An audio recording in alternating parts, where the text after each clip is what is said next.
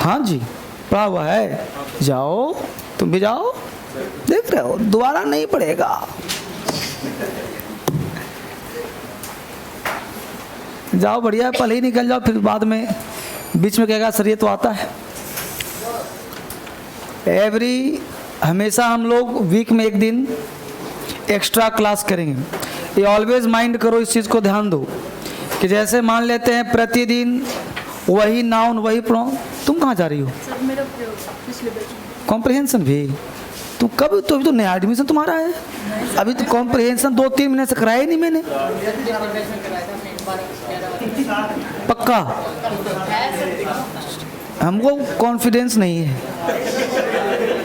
तुम्हारा। तुमको भी हाल फिलहाल में देखना शुरू किया हूँ तुमको। तुम पढ़ कब ली हो? कॉम्प्रिहेंशन तुमने नहीं पढ़ा बाबू।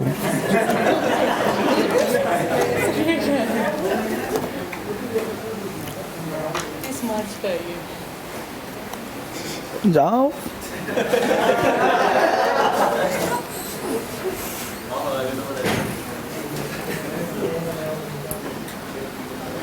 बहुत बढ़िया तैयारी चल रहा है सबका, ठीक है।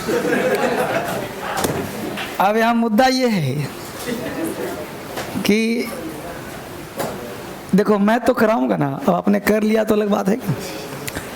तो हम लोग every week Monday to Friday class ले रहे हैं हम लोग, पता ही आपसे। अब स्पोकन का भी हमने यूट्यूब चैनल शुरू कर दिया है, वहाँ भी आप देखोगे तो वहाँ भी मज़ा आएगा। और आपने देखा होगा धुआंधार, जो व्यक्ति देखेगा तुरंत बोलना शुरू कर देगा, है कि नहीं? नहीं, अब हर दिन वीक में 3 दिन स्पोकन का वीडियो डलेगा और 3 दिन फाउंडेशन का। Monday Tuesday Wednesday spoken, Thursday Friday Saturday extra class, वो ग्रामर क्लास। तो ताकि बच्चा पूरे भारत को हम विकास करें, भारत का विकास कर रहे हैं। भारत में हर बच्चे उसे सीखेंगे। और वो वीडियो हो गया वायरल, स्पोकन में जो डाला हूँ वो वायरल हो गया बहुत तेज़ी के साथ, चूँकि 1 घंटा में ही 3000 व्यूज़ बढ़ गया था, तो वायरल हो गया। खैर नहीं भाई, अब मुद्दा ये उठ रहा है कि हम लोग कॉम्प्रिहेंशन वीक में अगर हर दिन वही ग्रामर वही नाउन वही प्रोनाउन पर तो मज़ा नहीं आएगा। इसलिए वीक में एक दिन, कोई एक दिन हम लोग एक्स्ट्रा क्लास करेंगे। और वो एक्स्ट्रा क्लास एक्स्ट्रा नहीं, उसका नाम है इसेंशियल क्लास।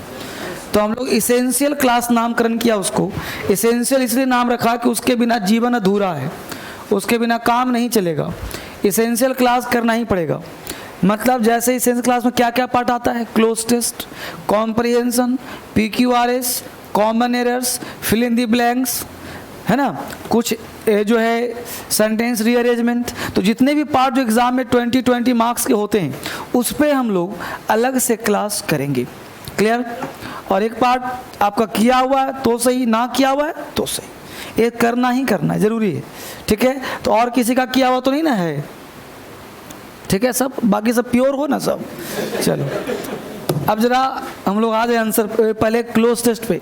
तो क्लोज टेस्ट पिछले दिन मिला होगा, तो उसका आंसर कर लेते हैं पहले।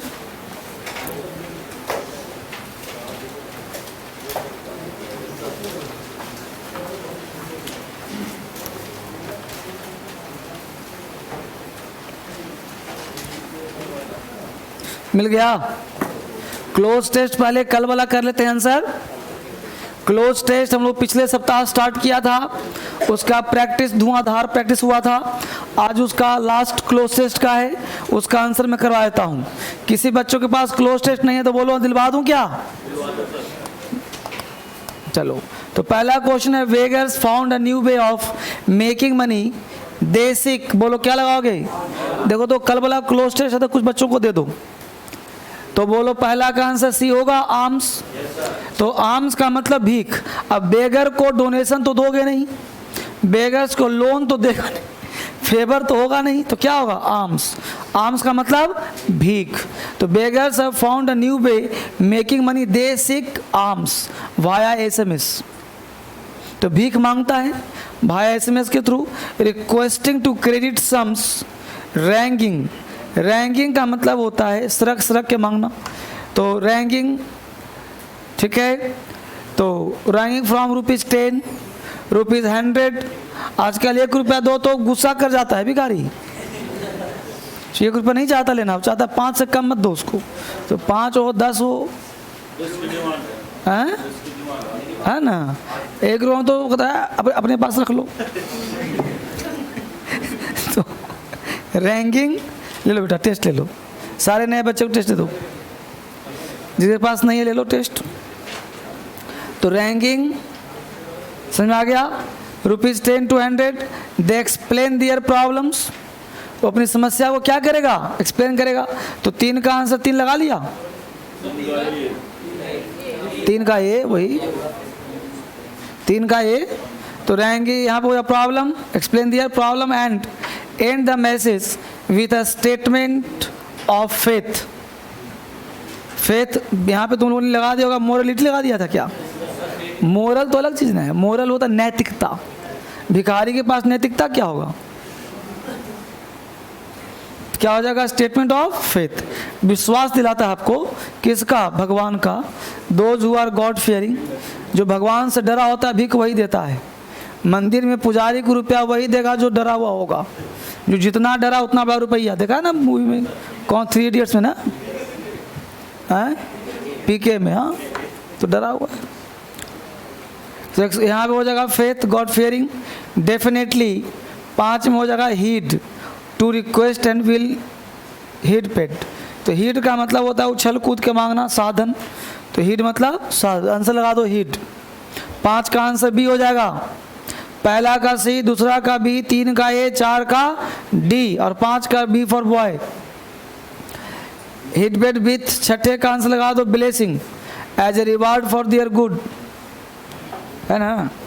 तो यहाँ पर हो जाएगा ब्लेसिंग, आशीर्वाद, है ना। कोई भी चीज़ हो, भिखारी रोड पे साधु है, किसी का हाथ बात देख रहा आपने दिखा दिया तो आपको आशीर्वाद देता है, ब्लेसिंग्स। तो बड़ा आनंद आता है कि नहीं, अच्छी अच्छी बातें बोलता है। तुम 3 वर्ष में नेता बन जाओगे। अच्छा 100 रुपया,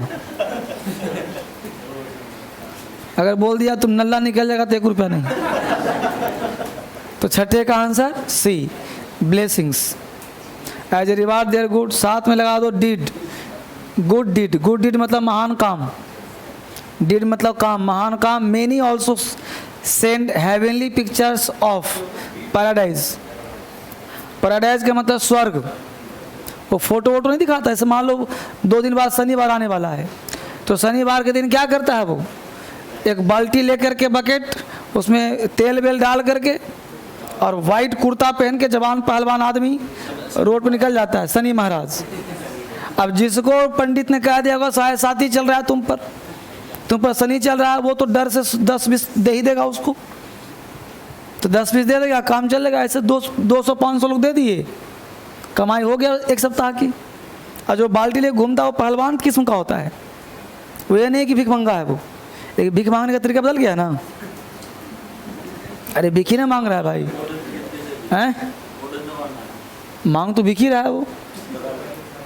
कुछ लोग कभी कभी भगवा बस पर के 3-4 लोग आ जाते हैं कहीं मांगने के लिए, कुछ सरदार जी वगैरह होते हैं वो, और वो पहुँच गए लेके फेटा उटा बांध करके वो गुरु नानक का फोटो वोटो दिखाया, लोग 10-20-50 कुछ बड़ी बड़ी बातें बोल दिया कि तुम ऐसे दिख रहे हो, ऐसे लग रहे हो, तुम भावी प्रतापी IAS अफसर बनने वाले हो, तो नसीब में लिखा है। अब दरवाजा, आजकल तो दरवाज़ा नॉक करके भी लोग मांग रहे हैं। एक दिन मैं सोया था, घंटी मारे जा रहे हैं, मैं देखा कोई है नहीं, क्योंकि घर में भी अब कैमरा में देखो कोई दिख नहीं रहा, तो सबसे नीचे थे ग्राउंड फ्लोर पे। तो लास्ट में बाहर निकला, क्या है जी, तो दरवाज़ा खोलो।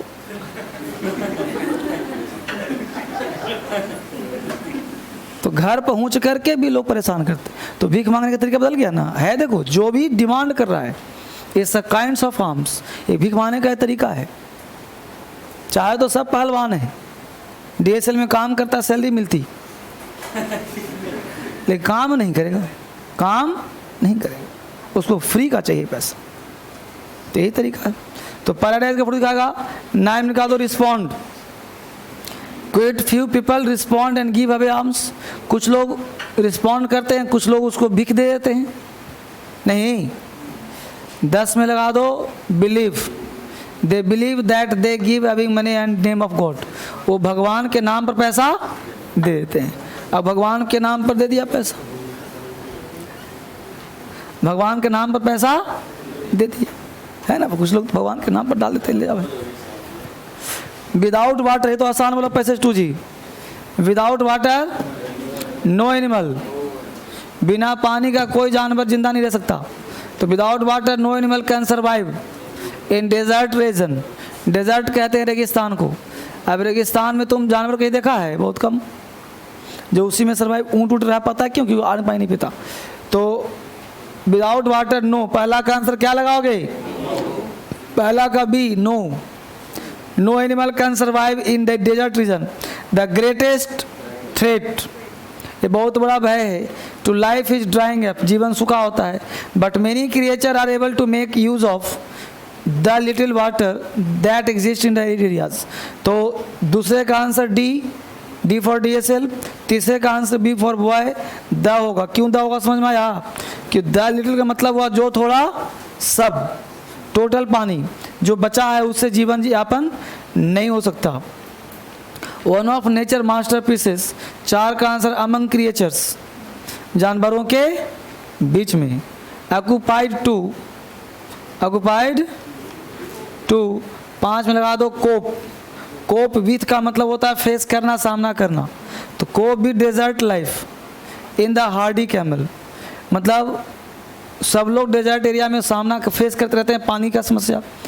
अब कह रहा है कि हार्डी कैमल स्टोरीज, स्टोरीज का मतलब क्षेत्र, स्टोरी मतलब एरिया, ये मैं सुना कहानी कह रहा है। क्षेत्र, range, the desert lands far and wide, बहुत लंबा चौड़ा फैला होता है।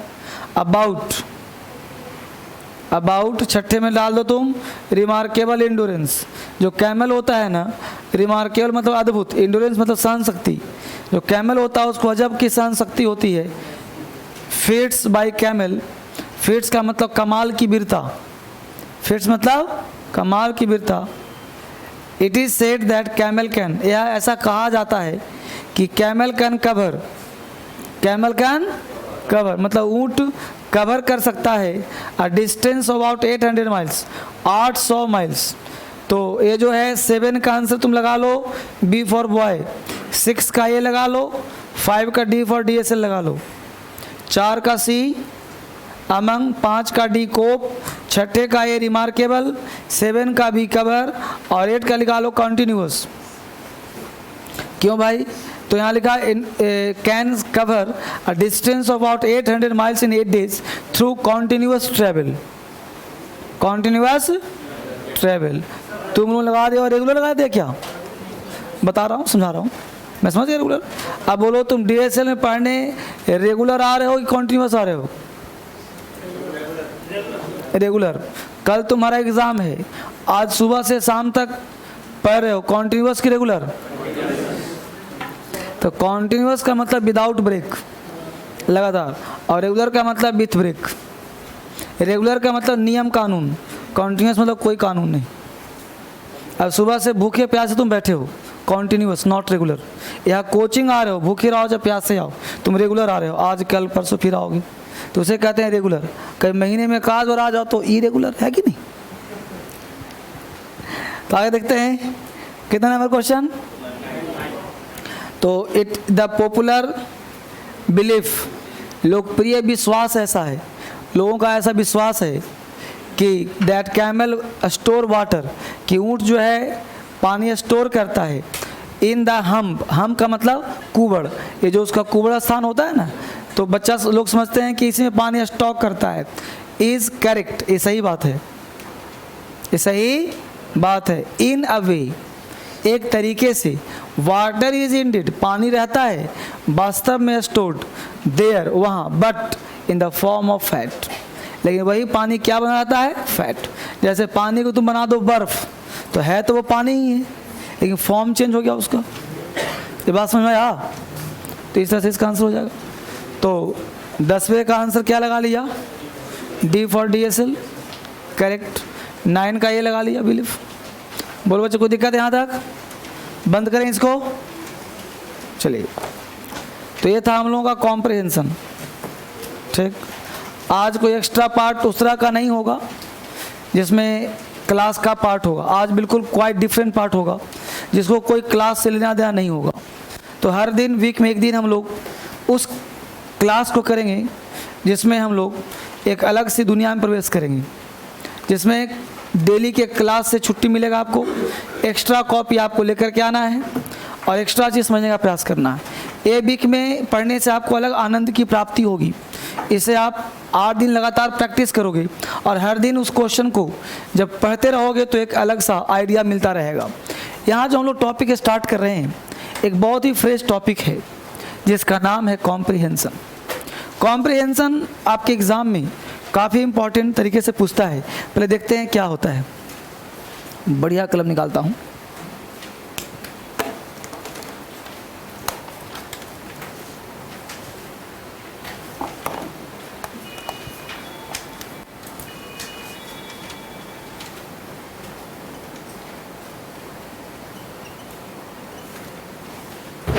कॉम्प्रिहेंशन पहले जानते हैं कॉम्प्रिहेंशन किस किस एग्जाम में पूछे जाते हैं, कहाँ कहाँ पूछे जाते हैं, क्या क्या पूछे जाते हैं।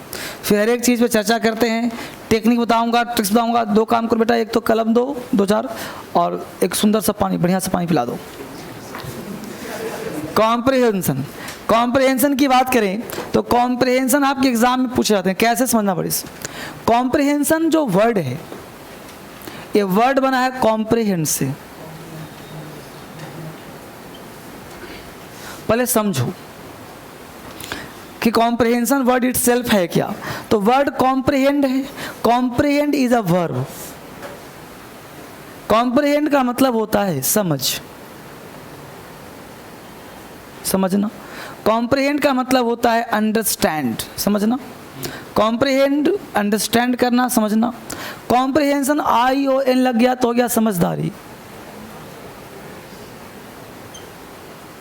समझदारी का मतलब हो गया वाइज, बुद्धिमान। समझ रहे हो। तो ये जो समझदारी या वाइज है, विजडम, बुद्धिमानी, विजडम, यानी आप कितने विजडम हैं, कितनी बुद्धिमानी आपके अंदर है, वह चेक करता है कॉम्प्रिहेंशन। अब समझदारी कैसे चेक करता है। अब जैसे मान लो कि आप पैसेज दिया, अब इस पैसेज में कुछ लिखा हुआ है। अब यहाँ पे कुछ क्वेश्चन दिया, 1 नंबर क्वेश्चन दिया, इसके 5-4 ऑप्शन है। इसके अनुसार 4 में कौन एक सही होगा वो आंसर निकालना है। अब ये जो क्वेश्चन है उसका इससे कोई लेना देना नहीं है। पैसेज दिया है इसमें आंसर नहीं है। अब लगा का दिमाग उड़ा तो वो चेक करता है कि आप कितने समझदार हैं कि इसमें आंसर नहीं है फिर भी आप आंसर निकाल करके आंसर दे दिए। कभी कभी इसका आंसर से मिलता भी है, कभी इसका आंसर नहीं मिलता। वैरायटी ऑफ क्वेश्चन है। अगर फैक्चुअल क्वेश्चन है तो आंसर यहाँ पढ़ा, यहाँ आंसर मिल गया, आंसर मार दिया। टाइटल पूछ दिया तो टाइटल तो इसमें होगा नहीं जी, तो निकालना पड़ेगा। रीजनिंग बेस्ड पूछ दिया तो इसमें तो होगा, निकालना पड़ेगा। तो एक ही टाइप का क्वेश्चन मिलेगा जो फैक्चुअल बेस्ड होगा। समझ पा रहे हो। जैसे मान लो कोई पूछ दिया कि भाई एक राजा था, 10 पत्नियां थी, 3 पुत्र थे, 4 पुत्रियां थी। बड़े पुत्र का नाम छोटू, बड़े पुत्र का नाम राम, छोटे का नाम राम सिंह। अब सोच लो कि अब क्वेश्चन पूछा कि बड़े पुत्र का नाम क्या है। अब दिमाग तुम्हारा उड़ा है, कहीं तो बड़े पुत्र था, अब छोटू से लगा कि छोटे पुत्र का नाम होगा। समझ पा रहे हो। तो कहने का सेंस कि आपको वहाँ पे दिमाग लगाना पड़ेगा कि भाई ये इसका पैसेज में आंसर कहाँ, वो कैसे लगाया तो बताऊंगा।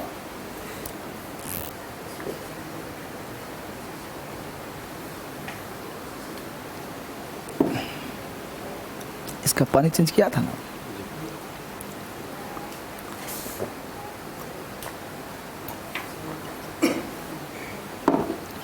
तो कैसे होगा हम बात करेंगे उस पर। लेकिन हम लोग क्या कहा कि कॉम्प्रिहेंशन के तहत हम समझने का प्रयास करते हैं। कैसे समझें बताऊंगा सब। देखो बोर्ड पे तो हमने कहा कि अंडरस्टैंड। अब एग्जामिनर चेक क्या करता है, तो एग्जामिनर ये चेक करता है कि लड़का जब ये पैसेज पढ़ेगा और क्वेश्चन पढ़ेगा तो अगर वो लड़का पागल होगा तो इस पैसेज को समझ नहीं पाएगा, क्योंकि समझदारी उसके पास होगा नहीं, अंडरस्टैंडिंग नहीं कर पाएगा, समझदारी उसके पास होगा नहीं। इसलिए ये आपके विजडम को चेक करता है, बुद्धिमानी को चेक करता है कॉम्प्रिहेंशन, और इसीलिए इसकी संख्या सबसे ज़्यादा होती है। आप एक कॉम्प्रिहेंशन की बात करें तो आपके एग्ज़ाम में पहले पूछो कितने नंबर पूछे जाते हैं। अगर आप धोखे से यूपीएससी की तैयारी करते हैं तो यूपीएससी में एक पार्ट होता है C SAT, civil services aptitude test. इसमें जो है कॉम्प्रिहेंशन से यूपीएससी में 60 मार्क्स के क्वेश्चन पूछे जाते हैं, 60 नंबर के कॉम्प्रिहेंशन मिनिमम, ज़्यादा हो सकता है कम नहीं। तो यूपीएससी में 60 नंबर के कॉम्प्रिहेंशन पूछे जाते हैं। फ़र्क है कि बाइलिंगुअल होता है, तो बाइलिंगुअल का मतलब क्या है, हिंदी और टफ है। क्लियर? अब आ जाओ एसएससी। अगर आप एसएससी या सीपीओ की तैयारी करते हैं, इन दोनों से लगभग 250 नंबर के क्वेश्चन टायर 1 टायर 2 मिलाकर के पूछे जाते हैं। इस 250 में कॉम्प्रिहेंशन का जो पार्ट होता है, जो कॉम्प्रिहेंशन क्वेश्चन होता है, एक क्वेश्चन लगभग 35 नंबर का होता है, 35 मार्क्स। अब सोचो 250 में 35 नंबर कॉम्प्रिहेंशन से ही हो, और इस पार्ट को तुम नाउन प्रोनाउन में उलझाए हुए हो, इग्नोर मार रहे हो, और पढ़ा रहा हूं तो कह रहे हो पढ़ा हुआ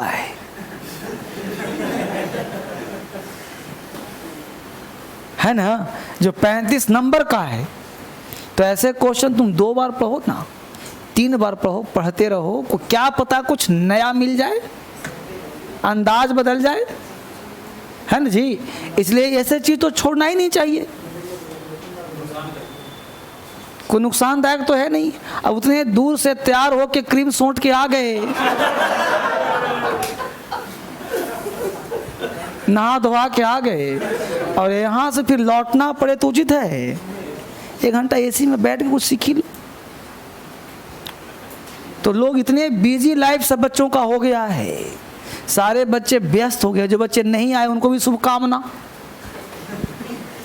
कि सोच रहे होंगे कि सर आज क्लोज कॉम्प्रिहेंशन पढ़ा रहे होंगे, हमको तो नाउन पढ़ना था, हमको तो प्रोनाउन पढ़ना था, प्रीपोजिशन पढ़ना था। उसका यूज कहाँ करोगे बेटा, यहीं तो करोगे।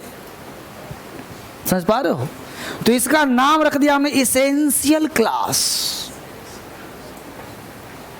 इसेंशियल क्लास का मतलब अति आवश्यक क्लास। नहीं करोगे, पूरे मार्केट में घूमो, सब तो नाउन ही प्रोनाउन पढ़ा रहा, धर्मेंद्र सर वही पढ़ाएं, तो धर्मेंद्र सर और मार्केट में अंतर क्या हुआ? धर्मेंद्र सर का मतलब है मोक्ष की प्राप्ति। यहाँ तभी आइए जब आपको मोक्ष चाहिए, सिलेक्शन चाहिए, और सिलेक्शन पाने के लिए भीड़ से अलग काम करना पड़ता है। तो कॉम्प्रिहेंशन कितने नंबर का है? 35 नंबर का। यूपीएससी में 60 नंबर का। तो बोलो इम्पोर्टेंट हुआ कि नहीं हुआ? तो जब 35 नंबर का है, 35 मार्क्स के, तो इसको तो बड़े प्यार से पढ़ने की ज़रूरत है। तो देखते हैं पहले पढ़ के समझ के क्या मामला है। अब पूछते हैं कि कॉम्प्रिहेंशन बनाने के लिए सबसे पहले क्या करना चाहिए। तो कुछ चीज़ें आपको क्लोज टेस्ट में पढ़ाया था, वो कुछ चीज़ें यहाँ पे रिपीट भी हो सकती हैं, ठीक है। तो सबसे पहले हम लोग इसको फॉलो करें, किसको भाई? ट्रिक्स को फॉलो करें कि कॉम्प्रिहेंशन में ट्रिक्स क्या हो सकता है। क्योंकि इसमें ट्रिक्स लागू कम होगा, इसमें मेथड लागू ज़्यादा होगा। क्योंकि क्लोज टेस्ट में तो fill in the blanks tricks लागू हो गया था, PQRS में ट्रिक्स लागू हो जाएगा, लेकिन इसमें क्या काम करेगा? मेथड। चूँकि मेथड इसमें अधिक काम करेगा, इसलिए कि ये लैंग्वेज का पार्ट हो गया।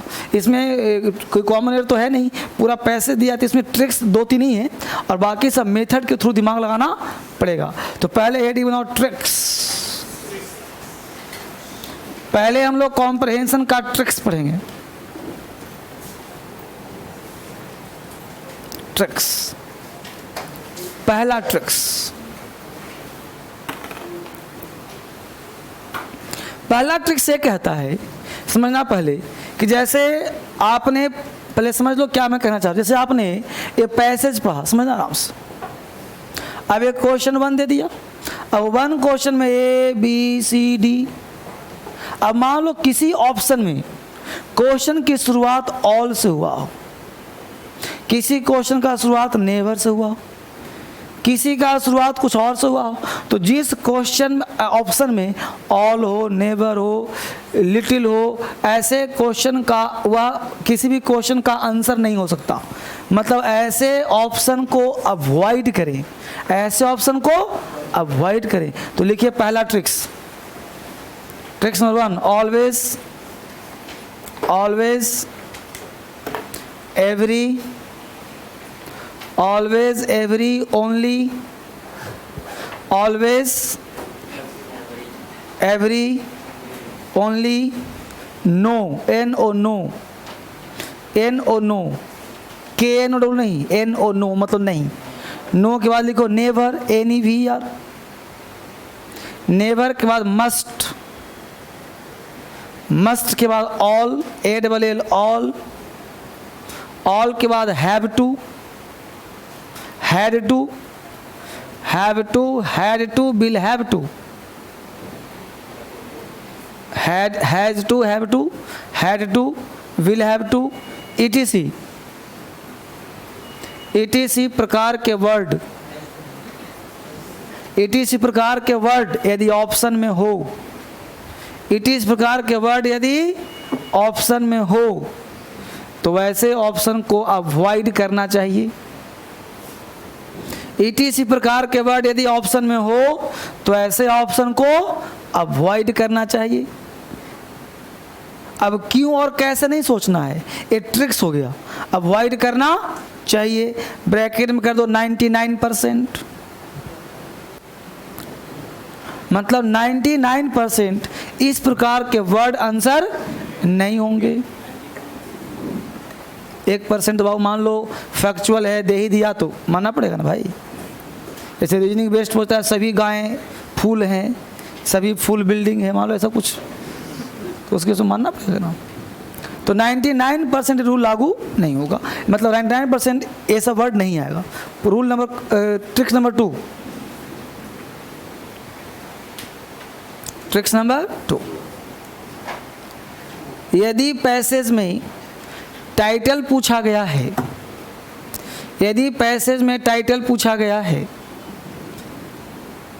यदि क्वेश्चन में टाइटल पूछा गया है तो अंतिम पैराग्राफ के 2-3 लाइन से ढूंढने का प्रयास करें। यदि क्वेश्चन में टाइटल पूछा गया है तो अंतिम पैराग्राफ के अंतिम 2-3 लाइन से ढूंढने का प्रयास करें। अंतिम पैराग्राफ के अंतिम 2-3 लाइन से ढूंढने का प्रयास करें, ढूंढने का प्रयास करें। क्लियर? तीसरा पॉइंट, ट्रिक्स नंबर 3,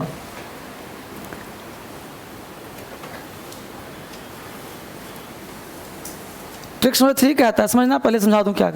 जैसे आप समझना कौन सा बाबू, अगर मान लो तुम बना रहे हो कॉम्प्रिहेंशन और इसको तुम क्वेश्चन नहीं देखे हो क्या पूछा, बस इसको लगातार खूब समझने का प्रयास करो, खूब बढ़िया से पढ़ रहे हो, पढ़ लिया नहीं समझ में, फिर दोबारा पढ़ लिया, फिर क्वेश्चन पढ़ा, दिमाग उड़ गया, फिर क्वेश्चन पढ़ा, फिर से पढ़ा, तो टाइम वेस्ट है ना। तो सबसे पहले काम करना है, क्वेश्चन पढ़ो तब पैसेज पढ़ो। लिखो ट्रिक्स नंबर 3, पहले क्वेश्चन पढ़ना चाहिए तब पैसेज पढ़ना चाहिए। पहले क्वेश्चन आराम से पढ़ना चाहिए, फिर पैसेज पढ़ना चाहिए।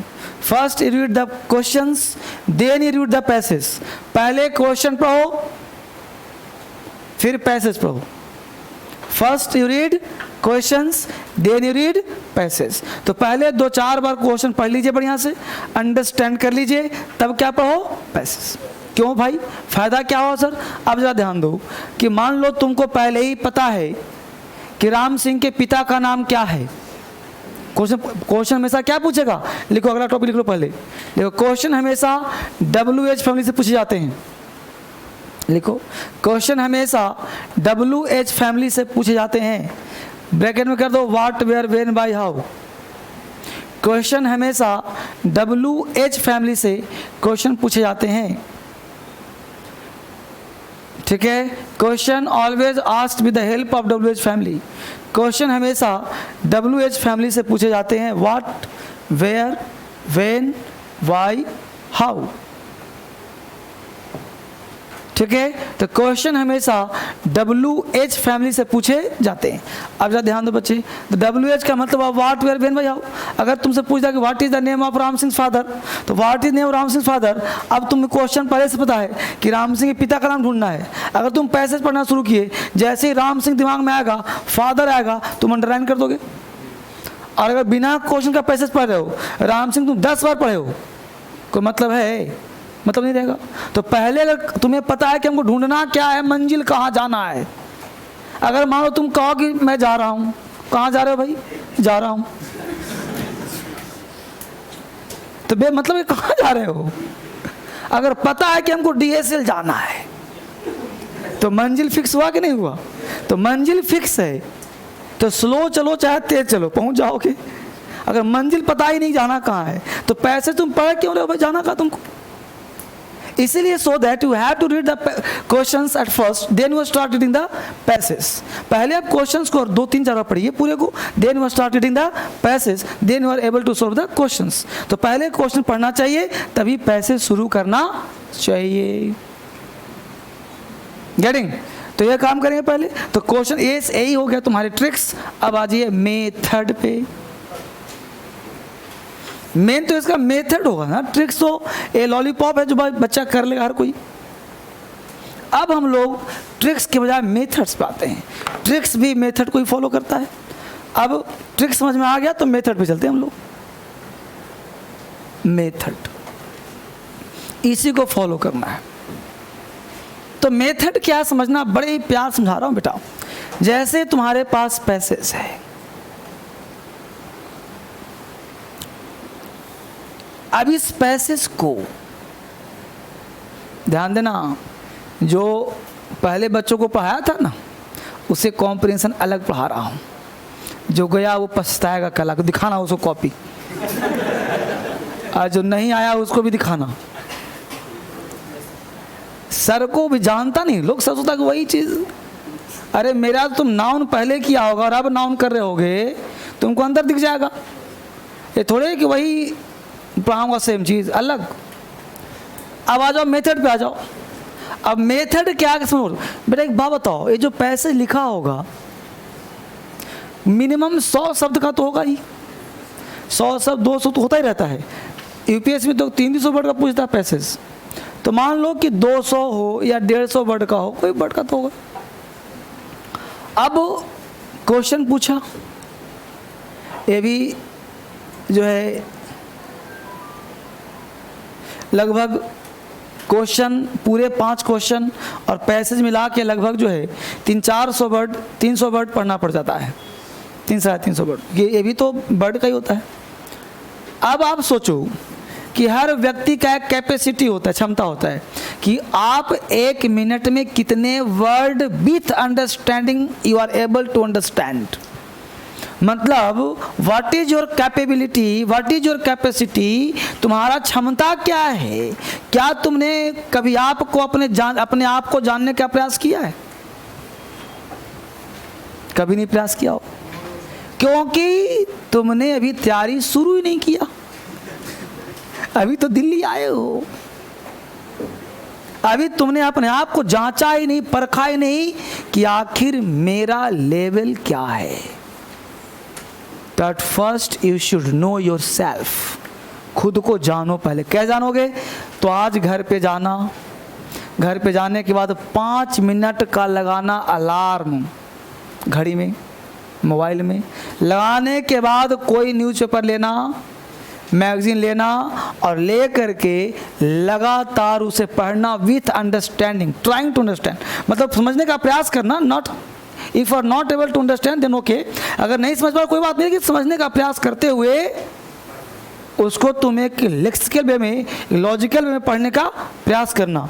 अगर तुमने 1 मिनट में मिनिमम 150, मिनिमम हालांकि 200 होना चाहिए, 200 वर्ड पढ़ लेते हो, तो if you have good speed, अगर तुम नहीं पढ़ पाते, 1 मिनट 50 ही वर्ड पढ़ पाते हो, 100 ही पढ़ पाते हो, तो तुम्हारा लेवल क्या है? लो है। क्यों भाई? अब इस वर्ड का क्या खेल है भाई? समझना गौर से। ऐसे ऐसे एक पैसेज पूछता तो तुम 10 मिनट पढ़ो, कोई दिक्कत नहीं। हमने कहा 35 नंबर का पूछता है, 35 नहीं 25 तो पूछेगा ना भाई मेंस में। 25 नंबर का पूछा तो एक पैसेज में 25 क्वेश्चन होगा कि 5 पैसेज होंगे, तो 5 पैसेज होंगे। एक पैसेज में तुमको पढ़ना है क्वेश्चन मिला करके 300 वर्ड, तो 5 पैसेज में कितना पढ़ना बचे? 1500 वर्ड। और 5 पैसेज में कितने क्वेश्चन है? 25 क्वेश्चन। एक क्वेश्चन को सोल्व करने में तुम्हें ऑथेंटिक टाइम दिया गया 27 सेकंड का। कितना सेकंड कहा? तुम एक क्वेश्चन को सोल्व करने में मैक्सिमम ले सकते हो 1 मिनट, दुगना टाइम। तो 1 मिनट का टाइम तुम लिया मैक्सिमम, तो बोलो 25 क्वेश्चन करने में कितना मिनट लगे बेटा? 25 मिनट। अब समझना गौर से, 25 मिनट में तुमको पढ़ना कितना वर्ड है? 1500 वर्ड विथ अंडरस्टैंडिंग। अब तुम्हारी स्पीड है 1 मिनट में पढ़ते हो 50 वर्ड, तो तुमको पैसेज पढ़ने में ही टाइम कितना लग जाएगा? सोच लो, एक को 1 मिनट में 50 वर्ड, तो कितने मिनट 1500 वर्ड? समझ में आ रहा है? तो पहले तुम पढ़ ही नहीं पाओगे, तुम पढ़ ही नहीं पा रहे हो। और अंडरस्टैंडिंग तो बात की बात है, तुम एक पैसेज में दोबारा पढ़ा, फिर वापस।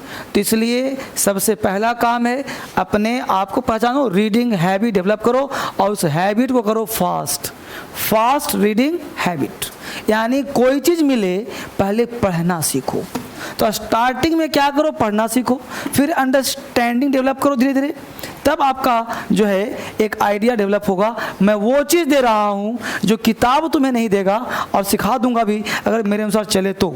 180 नंबर लाने का ही तरीका है और कोई तरीका नहीं भाई। सिर्फ कॉमन एरर में पढ़ाऊंगा, ग्रामर उससे कुछ होने वाला है, साथ साथ साइड गेम भी खेलते रहो ना। सीधा मैच में उतर गए, बॉल फेंका लग गया 6 रन तो ठीक है, नहीं तो बोल्ड। इसलिए तैयारी होनी चाहिए प्रतिदिन, प्रैक्टिस, तब आप बनेंगे विनर। एक दिन सीधा एग्जाम में फॉर्म भर देने से कोई विनर नहीं बनता। आपको प्रतिदिन इस पे काम करना पड़ेगा, सतत प्रयास। लेकिन आपका लाइफ बड़ा बिजी है, थोड़ा निकालना पड़ेगा टाइम। अब मुद्दा उठता है कि पहला पॉइंट मैं दे रहा हूं रीडिंग हैबिट। रीडिंग कैसा reading habit? Fast reading habit. आपकी जो रीडिंग हैबिट क्या होनी चाहिए? फास्ट। 1 मिनट में कम से कम 200 वर्ड पढ़े होने चाहिए, है ना? 1 मिनट में कम से कम 200 वर्ड आपको पढ़ना चाहिए। इससे क्या होगा कि आप जल्दी से समझ पाओगे। ये तो सिर्फ पढ़ना हुआ, अभी आंसर देना तो बात की बात है। तो स्पीड रहेगा तब ना। जो जितना स्पीड में चलता है वो इतना सावधान होता है, जो जितना स्लो चलता है वो उतना केयरलेस रहता है। कैसे? अपने आप को चेक कर लो, तुम चला रहे हो साइकिल चाहे बाइक, अगर तुम साइकिल चाहे बाइक स्लो स्पीड में हो, मोशन स्लो है, तो माइंड पहले से हटे कि स्लो है, गिरेगा तो मरेगा नहीं। इसलिए एक हाथ से चलाते हो, कहीं फ़ोन भी कान पे चापे हो, धीरे धीरे अपना जा रहा है हाथ पकड़े हुए नहीं। अगर तुम्हारा बाइक 80 के स्पीड में है, फ़ोन रिंग कर रहा हो, कोई बात नहीं, रिंग करते रहेगा, क्योंकि पता है कि अगर जरा सा दाएं बाएं झांका कि ऊपर गया। तो जो जितना तेज चलता है उतना अलर्ट होता है, जो जितना स्लो चलता है उतना डल होता है। इसलिए तेज चलने का प्रयास करो और अलर्ट होकर काम करो। यानी पढ़ना करके आना चाहिए fast reading habit, fast mover. आज तुम कोई चीज़ देखते हो मोबाइल पे, यूट्यूब पे, तुम देखा होगा कोई स्लो से बोलता होगा, तुम उसको स्पीड बढ़ा देता होगा। आता है स्पीड बढ़ाने वाला, देखा तुम लोगों ने? स्पीड बढ़ा देता होगा, नहीं तो उसको हटाया था, टाइम बोल कर रहा है, एक ही बात बोलता है, ये करें वो करें, तो बोल रहा था। और देखते हो मेरा वीडियो कितना, मैं इतना तेज बोलता हूँ, स्पीड बोलता हूँ कि कोई बढ़ा के देख ही नहीं सकता मेरा वीडियो, क्योंकि फास्ट मूवर। मुझे पता है कि बच्चों को क्या चाहिए, तेज स्पीड। हर कोई स्पीड पसंद कर रहा है आजकल। तो fast reading habit, you have to read fast mover, मतलब आपके स्पीड होनी चाहिए तेज, तो स्पीड तेज होनी चाहिए। इसके साथ साथ क्या करना है? पॉइंट नंबर 3, वो क्या, वो ध्यान दीजिए, वो है बेटा सेकेंड थिंग। IEI दिया था क्लोज टेस्ट में भी, आई क्या है बाबू?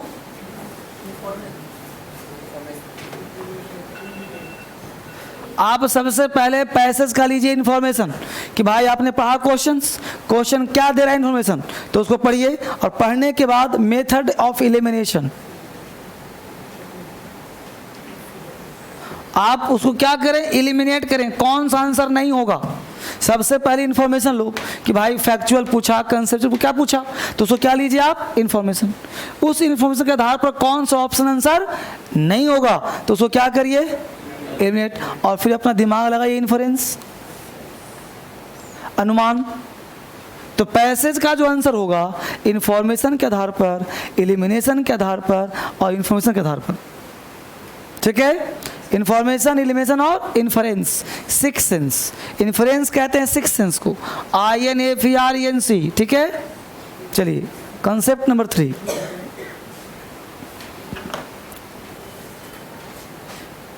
Get rid of regression.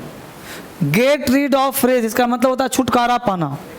Get rid of regression, regression कहते हैं हम लोग, you go the same context again and again. जैसे क्या होता है समझना पहले, गेट रिग्रेशन। रिग्रेशन क्या होता है बच्चे, जैसे मान लो, समझना है सबके, तुम लोगों में 99% बात आदत होगी।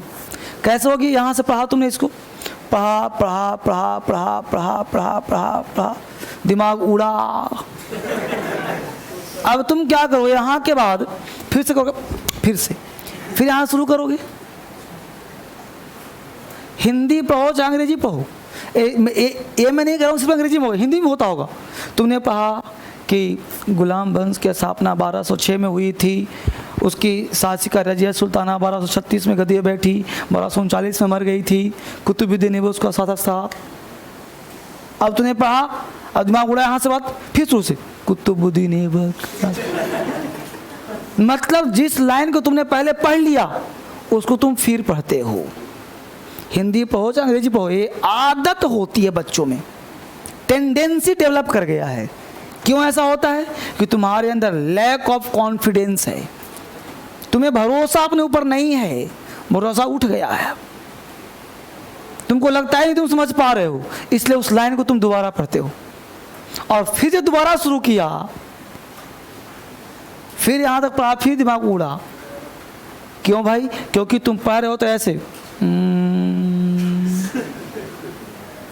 जब स्लो पढ़ते हैं तो माइंड एक साथ 3 काम करता है। एक, माइंड अपने पर्सनालिटी को भी देखता है, और माइंड ये चेक करता है कि आप जब से पढ़ने का प्रयास करते हो तो माइंड दूसरा काम कहीं भेजता रहता है, दूसरे पास मैसेज पढ़ रहे हो, दिमाग चल रहा है, वहाँ कल मिले थे, कल ऐसे बोला था, आज शाम में फिर मिलना है, क्या क्या बोलूँगा। किताब खोल के यहाँ बैठे हो और दिमाग वहाँ, मन कह रहा है कि पढ़ रहे हो और समझ में क्यों नहीं आ रहा है, तो फिर मन को डांटो नहीं, अब बढ़िया से फिर लगते हैं हम लोग। और इस प्रक्रिया के तहत तो कंसंट्रेशन बनाने का 3 तरीका है। पहला तरीका, गेट रीड ऑफ रिग्रेशन। इससे छुटकारा कैसे पाया जाए? रिग्रेशन का मतलब होता है कि जो प्रक्रिया बार बार कर रहे हो, इससे छुटकारा पाने का पहला तरीका, इम्प्रूव योर वोकेबलरी। ये होता क्यों है? Lack of vocabulary. अगर तुमको समझ में कोई चीज़ आ जाए तो दिमाग कहीं जाएगा ही नहीं। भाई बताओ, हम लोग जब निंदा रस कर रहे होते हैं किसी की शिकायत, तो दिमाग क्यों नहीं भटकता? भटकता है कहीं। कंसंट्रेशन देखो कितना हाई रहेगा, हर एक बात समझ में आएगी, हर एक चीज कंप्लीट अंडरस्टैंड, और मजा। अच्छा है कि नहीं? और दूसरा कब? जब आनंद के मूड में हो, मूवी देख रहे हो, कुछ और घूम फिर रहे हो, उसमें देखो कंसंट्रेशन कितना हाई रहता है, होता है ना।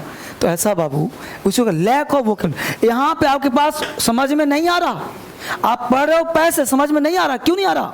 क्योंकि एक लाइन पढ़े, पहला दिस समझ में आया था, अब आगे डोमिनेशन समझ में नहीं आया, कॉन्ट्रैक्शन समझ में नहीं आया, इंटीग्रेटेड समझ में नहीं आया। बस नहीं, तो ये जो वोकेबलरी था ये दिमाग काम नहीं किया तो दिमाग उड़ा, क्योंकि समझ में ऐसे भी नहीं आ रहा तो दिमाग दूसरा काम तो करेगा ना भाई। अब एक काम कर रहा था, दिमाग नहीं काम किया तो दूसरा काम करेगा सोचने का। समझ में आया कि नहीं है? तो यू शुड इम्प्रूव वोकेबलरी, क्योंकि वोकैब का अभाव होगा तो घटना घटती रहेगी, दूसरा काम। इसलिए वोकैब की कमी से तुमको एक पैसेज में दिक्कत होगा, तुम बार पढ़ोगे उसको, चाहे हिंदी चाहे अंग्रेजी हो। दूसरा काम होता है unfamiliar. Unfamiliar of subject matter, unfamiliar of subject matter. अब तुम सब्जेक्ट मैटर से अनफैमिलियर हो, अनजान हो। हमने क्लोज टेस्ट में भी एक बात कहा था कि बेटा जब तुम इसमें पढ़े कोई एक परिचित मिल जाता है तो अंदर से कॉन्फिडेंस आ जाता है। उसी प्रकार अनफैमिलियर, अगर मान लो ये पैसे, जैसे हमने अक्सर एक वाकया सुनाता हूँ कि एक साउथ का लड़का एडमिशन लिया था DSL में, तो वो क्या हुआ कि वो किताब में ढूंढ रहा था कुतुब कुतुब कुतुब डिक्शनरी में, और नेट पे सर कुतुब सर कहीं पसीने पसीने के सर ये कुतुब के बिना मेरा काम नहीं चल रहा है, कुतुब का मतलब सर क्या होता है। अब मेरा भी दिमाग उड़ा कुतुब का मतलब क्या होता है। हमने तुम कहाँ से पढ़ा इसको? बोला सर आपने दिया था कॉम्प्रिहेंशन। हमें दिखाना जरा कहाँ कुतुब मिल गया तुमको। उसमें लिखा था कुतुबुद्दीन ऐबक। तो हमने कहा कि बेटा कुतुबुद्दीन ऐबक है। बोला कि ये क्या होता है? ये तो ढूंढ रहा हूँ मैं। हम तुमने हिस्ट्री की पढ़ा? बोला कि ना। अब जिसने हिस्ट्री नहीं पढ़ा, जिसने कुतुबुद्दीन ऐबक के नाम नहीं सुना, बोलो उसके लिए अनफैमिलियर हुआ कि नहीं हुआ? अगर कोई एक भी वर्ड समझ में आता, हिस्ट्री का नायक है, कुतुबुद्दीन ऐबक है, कोई भी वर्ड बाबर है, अगर कुछ भी समझ में आता उसको तो पूरा लाइन समझ जाता हो बढ़िया से, आगे पीछे सब समझ आता क्या मैटर है। तो अनफैमिलियर, सो दैट हमने क्या कहा था, वेराइटीज ऑफ बुक्स पढ़ो। जैसे यूपीएससी ने 2008 में ये जो आपके टेल मी व्हाई आता है बुक्स, उसी का एक डायरेक्ट पैसेज उठा के दे दिया था, तो लड़कों ने पढ़ना शुरू कर दिया टेल मी व्हाई। तो वहाँ से बदले कर दिया NCERT, तो लगा NCERT कभी योजना का लाइन देता है तो क्यों ना हम लोग हर चीज़ खरीद लें, योजना कुरुक्षेत्र टेल मी व्हाई इनसे सब पढ़े। जब जो मन किया वही चाप दिया। जब 3 4 5 तुम्हारे पास वैरायटी रहेगा तब ना, बोलो। अगर एक ही वैरायटी तुम्हारे पास रहेगा तो मजबूरी में उसी को पढ़ना पड़ेगा। इसलिए 3 4 पीस होना चाहिए ना किताब। कभी योजना हो, कभी कुरुक्षेत्र हो, कभी टेल मी व्हाई हो, तो तरह तरह के बुक रहेगा तब ना, कभी उसको कभी उसको कभी उसको कभी उसको। क्या पता क्या पूछ दे, क्या पता क्या पूछ दे। पकड़ पा रहे हो तुम लोग? तो क्या पता एग्जाम में क्या पूछे। तो आपको अनफैमिलियर से बचना पड़ेगा, फैमिलियर लगना चाहिए। ठीक है, मेन पॉइंट है। अगला पॉइंट है लैक ऑफ कंसंट्रेशन। कंसंट्रेशन का अभाव होता है बच्चों के पास, ये बहुत बड़ा समस्या है। सर कंसंट्रेशन नहीं बन पाता, तो पहले ये तो जानो कि कंसंट्रेशन होता क्या है। ये तो नहीं पता कंसंट्रेशन क्या होता है। अगर मैं तुम्हें कहूँ कि सुबह उठ के 2 घंटा मेडिटेशन करो, ये तो बकवास पाठ हो जाएगा, क्योंकि ये उम्र मेडिटेशन की नहीं है। ये उम्र है 2 घंटा चाप देने का बढ़िया से। सुबह उठे आराम से 2 घंटा आराम से जो मिला वही डाइजेस्ट कर गए, वही तुम्हारा मेडिटेशन है। अब मुद्दा है लैक ऑफ कंसंट्रेशन। कंसंट्रेशन जैसे क्या हुआ कि एक लाइन पढ़ा दिमाग उड़ा, दूसरा पढ़ा फिर उड़ा, तो उसको कैसे बनाए रखें? आपको समझ में आए चाहे ना आए, कंसंट्रेशन हिलना नहीं चाहिए। जैसे तुम चला रहे हो बाइक, स्लो चलाओ चाहे तेज चलाओ, तुम्हारा ध्यान हमेशा आगे होना चाहिए। ये नहीं कि दाएं देखो बाएं देखो, इधर देखो पीछे देखो, तो गिरना तय है, धक्का लगना तय है। चाहे स्लो चलो चाहे तेज चलो, तुम पैदल भी चल रहे हो ना, अगर तुम आगे नहीं देखोगे ना तो ऑटोमेटिक आगे कुत्ता बिल्ली आके लड़खड़ा जाएगा। चाहे स्लो चले चाहे तेज चलो, इसलिए सामने देखना ही पड़ेगा। तो उसी प्रकार जो है कंसंट्रेशन कैसे बनेगा भाई? तो इसके लिए क्या है बेटा कि जोर से पढ़ो। अगर तुम चाहते हो कंसंट्रेशन हाई करना, तो मन में मत पढ़ो, क्योंकि ये मन शैतान होता है मनुष्य का। ये मन में पढ़ा नहीं समझ में आएगा तो भागेगा कहीं। तो इसको बांधने का तरीका है कि अगर एक साथ व्यक्ति का 2 सेंस ऑर्गन काम करता हो तो व्यक्ति भटकता नहीं है। पहला, अगर तुम बोल कर पढ़ोगे तो कान की मजबूरी होगी, सुनेगी। भाई बोल रहे हो, आवाज़ पढ़ रहे हो ना, देर बाज भी इस तरह से, तो तेज पढ़ो कान सुनेगा और आंख भी देख ही रहा है उसको, समझ रहे हो? तो तुम्हारा दिमाग कहीं जाएगा नहीं। अब तुम कुर्सी टेबल पे बैठ गए तो दिमाग उड़ेगा कहीं ना कहीं। इसलिए क्या कर पढ़ो? बोल कर नहीं पढ़ना चाहते, रूम में पार्टनर है तो टहल के तो पढ़ सकते हो, बाहर बरामदे में टहल के पढ़ो। अब ये नहीं कि ऐसे लेट गए किताब को ऐसे लेटा लिया तो 2 मिनट में या तो दिमाग भटकेगा तो आंखें बंद हो जाएंगी। 2 ही काम हो सकता है ना? तो किताब को चढ़ा लिया अपने ऊपर तो कंस बंद। आप पढ़ाई करिए खड़ा होकर के, पढ़ाई करिए टहलते हुए, जहाँ पे कंसेंट जो टफ पार्ट काम कर रहे हो, तो टफ पार्ट में अलर्ट होना जरूरी होता है। इसलिए वॉकिंग करते हुए पढ़िए, बैठकर पढ़िए, खड़े होकर पढ़िए, अपने आप को थोड़ा सा कष्ट दीजिए, तब कंसंट्रेशन टिका रहेगा।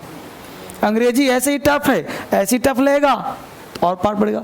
तो आपको पहले हमने कहा रीडिंग हैबिट, कंसंट्रेशन हो चाहे ना हो, आप पढ़िए जरूर, ठीक है? ये पार्ट सिखाएगा आपको प्रतिदिन, यही बात कहा था क्लोज टेस्ट में, और इसको आपको फॉलो करना है। नेक्स्ट पार्ट लिखिए, question your self while reading the passage. Question yourself while reading the passage. Question yourself while reading the passage. Question yourself while reading the passage. Question yourself while reading the passage. Question yourself. अपने आप से प्रश्न पूछो। Question yourself while reading the passage. अपने आप से प्रश्न पूछो क्वेश्चन पढ़ने के क्रम में, ठीक है? क्या पूछोगे? लिखो question, why, WHY, why we read this passage, why we read this passage, why we read this passage. मैं इस पैसेज को क्यों पढ़ रहा हूं? मैं इस पैसेज को क्यों पढ़ रहा हूं? पूछो अपने आप से। क्यों पूछोगे भाई? जैसे तुम पैसेज पढ़ रहे हो, तुम्हें लक्ष्य पता ही नहीं क्यों पढ़ रहे हैं, तो आंसर मिलेगा? तो पहले पूछो ना क्यों पढ़ रहे हैं, तो आंसर मिलेगा। जैसे मान लो तुम दिल्ली आए हो, एक तो हुआ कि मीनिंगलेस दिल्ली आ गए तो लक्ष्य नहीं पता, लेकिन पूछे दिल्ली क्यों आए हो, question why we come Delhi, तो दिल्ली क्यों आए हैं? तो कौन भाई DSL जाना है, लाल किला देखना है ना? तो ये जो लक्ष्य हो गया, तो आप दिल्ली कहीं जानते हो नहीं जानते हो, लेकिन दिमाग टिका रहेगा लाल किले पे, तो जाना है लाल किले में। अब मुद्दा है कि पैसे समझ में आए चाहे ना आए, अगर एक क्वेश्चन पूछा जाए कि हम इसको पढ़ क्यों रहे हैं, तो ये जो 5 क्वेश्चन दिया था 1 2 3 4 5, उस क्वेश्चन का आंसर ही तो ढूंढ रहे हैं, बोलो। तो लक्ष्य मिलना क्या, क्यों पढ़ रहे हैं? तो समझ में आए चाहे ना आए, अगर इसके वर्ड मिलते जुलते रहेंगे तो उसको आंसर ढूंढूंगा ना मैं, सुना रहा है? इसलिए ये पहले पैसे नहीं पढ़ना चाहिए, पहले क्वेश्चन, तब पूछो कि भाई क्यों पढ़ रहे हैं। तो क्यों, तो क्वेश्चन को ढूंढने के लिए पढ़ रहे हैं, तो क्वेश्चन ढूंढने के लिए पढ़ रहे हैं, इसलिए क्वेश्चन को तुम्हें अगेन पढ़ना पड़ेगा, ताकि क्वेश्चन दिमाग से मिटे नहीं, तो तुम्हारा कंसंट्रेशन भटकेगा ही नहीं, समझ रहे हो? अगर तुम किसी चीज़ को लक्ष्य दे दो, कल तुम्हारा परीक्षा एग्जामिनेशन हॉल है और कह दिया जाए कि इस पेज से क्वेश्चन लड़ जाएगा, तो रात दिन एक मिलके उस पेज को रटने का प्रयास करोगे ना, कि जान लगा दो यही क्वेश्चन आएगा। कल ही परीक्षा है, उसमें बहुत नल्ला होता है, वो भी नहीं पढ़ पाता कोई, वो भी नहीं पढ़ पाता। बच्चों की टेंडेंसी मैं जानता हूँ, उसको लगता है पढ़ लूंगा तो नौकरी लग जाएगा, नौकरी लग जाएगा तो फिर जो मस्ती कहाँ कर पाऊंगा फिर। इसलिए बढ़िया है कि 1-2 साल भी टिके रहे ऐसे ही, भाभी सही है। तो इसके लिए क्या करना है? फॉलो करिए आप, follow the skimming and scanning method. इस मेथड को फॉलो करो, follow the skimming and scanning method. Skimming and scanning method को फॉलो करो। क्या होता है स्कीमिंग, क्या होता है स्कैनिंग?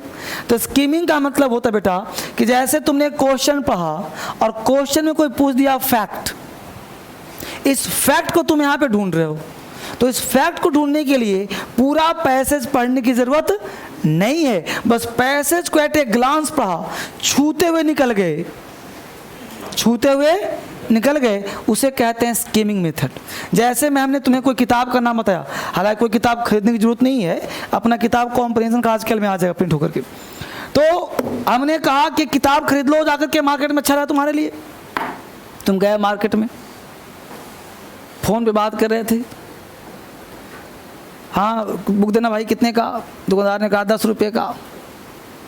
आप किताब पलटोगे भी नहीं, 10 रुपया निकाल के दिया, हाँ भाई लो, बात करते इसको कागज चापा निकल गए कमरे पे, किताब ला के कमरे में कहाँ रखा ध्यान भी नहीं है।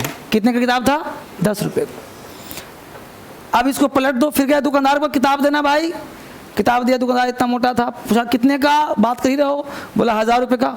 रख रख रख रख जाता तुरंत फोन में क्या रख रख जाओ, 1000 रुपये का है, तुरंत फोन घुसाओगे, 1000 रुपये का। अब वहां पे तुम क्या करो, किताब को पढ़ोगे, यानी तुम उसको स्कीम करोगे, छूते हुए हर पेज पे पलटोगे कि आखिर क्या सर ने पढ़ाया, और उसी को जब 1000 रुपये देना होगा तो एक बार फिर तुम स्कैन करने का प्रयास करोगे, मतलब ऑब्जर्व करोगे कि जो सर पढ़ाए थे वो मिल रहा है कि नहीं मिल रहा है। अगर 1-2 लाइन मिला तो परचेज करोगे, वरना तो बाद में लूंगा। बस में आ गया। यानी कंसंट्रेशन व्यक्ति का तब बनता है जब कोई आर्थिक मुद्दा जुड़ा हो, क्योंकि आर्थिक युग है ना। आज बच्चा जन्म में गया, उसको 100 का नोट दिखाओ पकड़ लेगा, 10 का दिखाओ छोड़ देगा। उसको पेट से ही ज्ञान मिला है कि रुपया होता है कोई चीज, कागज तो नहीं लेगा वो। आजकल बच्चा मन्नू पैदा हो रहा है, यहाँ ध्यान दो। तो follow skimming and scanning method. तो स्कीमिंग का मतलब छूते हुए निकल जाना, और स्कैन का मतलब एक एक इंच, एक एक वर्ड पढ़ना तरीके से, नहीं सिटी स्कैन होता है ना, एक एक चीज पढ़ना। यानी क्वेश्चन दो तरह से, अगर फैक्चुअल है तो स्कीमिंग मेथड, यानी अगर क्वेश्चन क्या पूछा है फैक्ट, तो किसे निकलेगा? स्कीमिंग से। और अगर क्वेश्चन पूछा है कॉन्सेप्ट, तो स्कैन करना पड़ेगा। ठीक है, अब जानते हैं कितने तरह से क्वेश्चन पूछे जाते हैं एग्जाम में। तो लिखो टाइप्स ऑफ क्वेश्चन, क्वेश्चन के सब मेथड बता दिया। अब क्वेश्चन के प्रकार, types of question.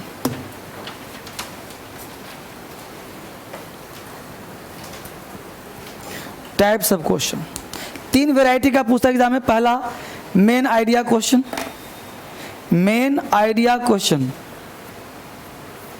Main idea question. पहला जो वैरायटी है उसका नाम है main idea question, main idea question. तो मेन आइडिया क्वेश्चन में क्या क्या पूछेगा? लिखो, what is the title of this passage, what is the title of the passage, passage का टाइटल क्या होगा? What is the title of the passage, what is the title of the passage. इसमें क्या क्या पूछता है ध्यान देना। तो what is the title, what is the theme, what is the thesis, what is the purpose, what is the title of the passage, what is the theme of the passage, what is the purpose of the passage, what is the central idea of this passage. तो central idea पूछे, purpose पूछे, theme पूछे, एक ही बात है, सबका answer एक ही होगा। तो लिख लो, इस तरह के प्रश्नों का आंसर, इस तरह के प्रश्नों का आंसर अंतिम पैराग्राफ के, इस तरह के प्रश्नों का आंसर अंतिम पैराग्राफ के अंतिम 3-4 लाइन से दिया जाता है। इस तरह के प्रश्नों का आंसर अंतिम पैराग्राफ के अंतिम 3-4 लाइन से दिया जाता है। अगर तुमसे टाइटल पूछ दिया, पर्पस पूछ दिया, तो अंतिम पैराग्राफ के अंतिम 3-4 लाइन से आंसर इसका निकाल कर दे दो। ठीक है बच्चे, फाइन। कैसे दिया जाएगा, सब प्रैक्टिस तो करवाऊंगा क्लास में, सब पूरा टोटल हर दिन प्रैक्टिस चलेगा comprehension, every day, not a single day, प्रतिदिन क्लास से पहले, तब ना मास्टरी हो। ये पढ़ने का फायदा थोड़े है, इसे प्रैक्टिस करवाऊंगा, दिखाऊंगा कि देखो कैसे निकलता आंसर, तब तुम्हारा दिमाग खुलेगा, अच्छा सर ऐसा होता। और एवरी डे नए नए तरह के क्वेश्चन दिए जाएंगे, फिर इतनी मोटी बुक से तुमको बनाते रहो, करो खूब प्रैक्टिस, ठीक है। अगला point, direct question, direct question, direct question, direct question. अब डायरेक्ट तो आसान होगा, तो लिखो it is a fact based question, it is a fact based question, it is a fact based question. अब एक क्वेश्चन फैक्ट पर बेस्ड होता है, अब फैक्ट पर बेस्ड है, फैक्ट पूछ दिया तो जाहिर सी बात है इसको पूरा पढ़ जरूरत नहीं है, स्कीमिंग मेथड करो, एक बार पूरा पढ़ लिया, कहीं भी ध्यान दिया, फैक्ट जहां मिला चाप दिया, आंसर निकल गया। तीसरा लिखो indirect oblique implied idea question, indirect oblique implied idea question, indirect oblique implied idea question, indirect oblique implied IMPLIED, indirect oblique implied idea question. Indirect मतलब आप पैसेज में आंसर नहीं है, इंप्लाइड है, जो आपको लगाना पड़ेगा, सोचना पड़ेगा, ठीक है। तो इस तरह के आंसर कैसे लिखिए, इस तरह के प्रश्नों का answer fact, concept plus reasoning से निकाला जाता है। इस तरह के प्रश्नों का answer fact plus concept plus reasoning से निकाला जाता है। इस तरह के प्रश्नों का answer fact plus concept plus reasoning से निकाला जाता है। इस तरह के प्रश्नों का answer fact plus concept plus reasoning से निकाला जाता है। अब ऐसे क्वेश्चन अगर पूछे जाएं तो आपको फैक्ट, कॉन्सेप्ट और रीजनिंग से निकालना पड़ेगा। कैसे निकालोगे, तो लिखो एक क्वेश्चन, कोई बोलेगा बीच में नहीं, लिखो in summer, in summer ACWMER, in summer comma a polar bear mother, a polar bear mother in summer comma a polar beer, polar मतलब POL यार, बर्फीली, पोलर बियर मतलब भालू, BER, a polar bear mother MOTHER, a polar bear mother emerges EMERGES, emerges from its dense. एक passage लिखवा रहा हूँ आपको, अ polar bear mother emerges from its dens with 3 months old cubs. A polar bear mother emerges from its dens with 3 months old cub, CUB, cub. In summer, a polar bear mother emerges from its dens with 3 months old cubs, CUB, cub. कब कहते हैं बच्चे को। Question लिखो a polar bear mother births, a polar bear mother births,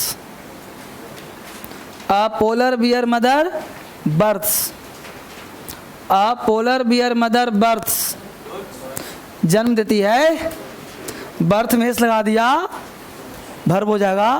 अब polar bear mother singular हो गया तो बर्थ बोलना पड़ेगा ना, तो पोलर बियर मदर बर्थ, जन्म देती है। Clear. Option A winter, option B autumn, AUTUMN autumn, option C summer, option D rainy, option D rainy, or यानी रेनी। 4 ऑप्शन हो गए। अब आप अपने कॉमन सेंस का प्रयोग करें, और बहुत बड़ा पैसेज तो है नहीं, एक लाइन का है, तो बताएं कितने बच्चों ने आंसर ए लगाया, कितने बच्चों ने बी फॉर बॉय लगाया, कितने बच्चों ने सी लगाया, कितने बच्चों ने डी लगाया। अब ध्यान दो, तो 99% या जो भी होगा भाई समर स्पष्ट दिया हुआ है, तो जब दिया हुआ है तो इसका आंसर जब स्पष्ट दिख रहा है तो लोग समर ही तो मारेंगे, और यही मारना उनका अपराध हो गया। यही मारना क्या हो गया? अपराध हो गया। क्यों अपराध हो गया? क्योंकि उसने देखा समर। अब टीचर पढ़ाता है कि जो पैसेज में दिया रहे वो वही आंसर मारना है, पैसे से बाहर सोचना नहीं है। तो पैसे से बाहर सोचना होगा तो मुझसे ना मिलना पड़ेगा। तो पैसेज में ही सिमट के रह जाओ तो आंसर कहाँ से निकल पाओगे? आपको होना पड़ेगा लॉजिकल, अब क्रांतिकारी बनना पड़ेगा बेटा, तभी निकाल पाओगे आंसर। उस परंपरावादी पढ़ाई को छोड़ो, तभी महानता हासिल करोगे। जो मैं पढ़ा रहा हूँ आंख बंद करके किसी को भरोसा करो। तो हमने कहा कि इन समर क्वेश्चन दिया, in summer polar where mother emerge for 3 months old cubs. इसमें कहीं नहीं लिखा कि जन्म भी देती है बच्चे को, कहीं नहीं लिखा कि कब जन्म देती है। तो बोलो पहला फैक्ट लेना है, फैक्ट लिया समर। अब फैक्ट पे कॉन्सेप्ट निकाला कि भाई जन्म दिया होगा 3 महीना पहले, क्योंकि 3 months old, ये हो गया, बिल्कुल रीजनिंग निकाल दिया कि समर महीना 3 महीना पहले। तो बोलो एग्जामिनर बुद्धिमानी चेक किया कि नहीं किया? अगर एक पागल इंसान के कहो कि समर के पहले क्या रहता है तो पता ही नहीं, अगर पागल नहीं भी हो, अगर जिसको ऋतुओं का ज्ञान नहीं है वह भी नहीं बता पाएगा इसका आंसर। तो बोलो एक साथ से कितना शिकार कर लिया एग्जामिनर ने? तुमको लग रहा है कि अंग्रेजी पूछ रहा है, वो जीएस भी पूछ लिया, दिमाग भी लगा लिया, हर चीज़ को ज्ञान ले लिया। भाई अंग्रेजी की समझ नहीं होगी तो पैसे नहीं समझेगा, पैसे नहीं समझेगा, उसको ऋतुओं का ज्ञान नहीं, वो नहीं समझ पाएगा। और मेरे फंडामेंटल बुक में देखो पेज नंबर 22 पर कि हमने ऋतुओं का नाम भी दिया है कि नहीं दिया है, हमने डे का नाम दिया है कि नहीं दिया आप किताब में। भाई DSL का बुक्स पढ़ लिया, मोक्ष मिल गया। तो बोलो समर से पहले क्या होता है? विंटर होता है। तो इसका आंसर विंटर हुआ। समझा बात को? अब हमने एक लॉलीपॉप पैसेज दिया, दिखाना जरा। इसमें 15 क्वेश्चन दिया है, ऐसे ऐसे हर दिन आपको पैसे मिलेंगे 15 क्वेश्चन वाले। ईमानदारी से पढ़ना है, पहले पढ़ लिया फिर पढ़ना है। ये नहीं कि पहले आता, एक एक लाइन समझ तुमको आना चाहिए, एक एक क्वेश्चन समझ में आना चाहिए। भाई अगर तुम पुराने स्टूडेंट हो, पढ़ लिया है, तो हर बार नया पैसेज कहाँ से बनाऊंगा? तुम करोगे 4 बजे, तो 4 बजे में यही नहीं दूंगा जी कि 4 में 4 दूंगा, समझ रहे हो? तो इसलिए पैसे तो वही रहेगा ना। हाँ, किताब में तुमको 100 पैसेज मिलेगा, कुछ में कुछ नए भी होंगे, पुराने भी होंगे। तो इसको तुम एक एक क्वेश्चन ऑब्जर्व करके आना कल, फिर मैं इसकी धज्जियां उड़ाऊंगा कल, ठीक है? लो, थैंक यू वेरी मच।